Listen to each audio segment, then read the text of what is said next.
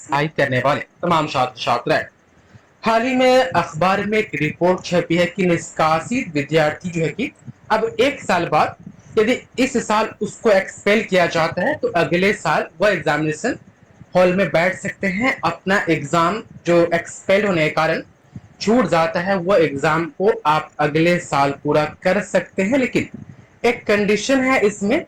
किन कंडीशन में है कि आप अगले साल उस एग्जाम में बैठ सकते हैं, किन कंडीशन में नहीं बैठ सकते हैं। आप लोग के बहुत सारे सवाल आ रहे थे कि ये जो आर्टिकल छपी है इसका मतलब क्या है तमाम छात्र छात्रा। तो इसका मतलब यही है हेडलाइन वाला कि यदि आप एग्जामिनेशन हॉल में चोरी करते वक्त आप पकड़े जाते हैं और आपको एक्सपेल्ड कर दिया जाता है तो क्या होगा, आपके बचे हुए पेपर का एग्जाम कब होगा, कैसे होगा, या जिस पेपर पर आपको आंसर शीट पर ही अधिकारी एक्सपेल लिख देते हैं।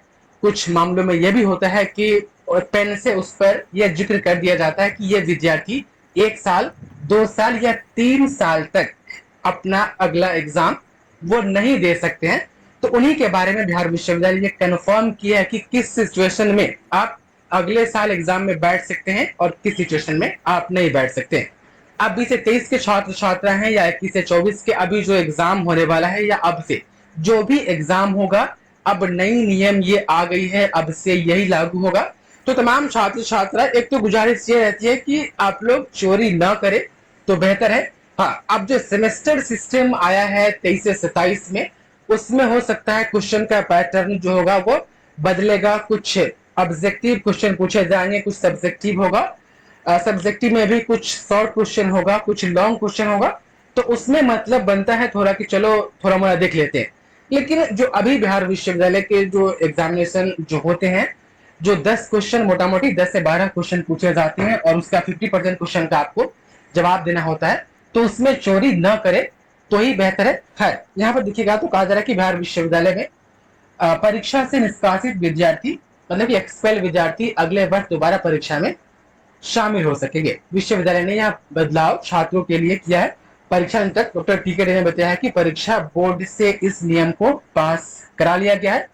इस सत्र से जो कि यह विश्वविद्यालय में लागू हो जाएगा। उन्होंने बताया कि परीक्षा बोर्ड में प्री लॉ के छात्रों के संदर्भ में यह प्रस्ताव लिया गया।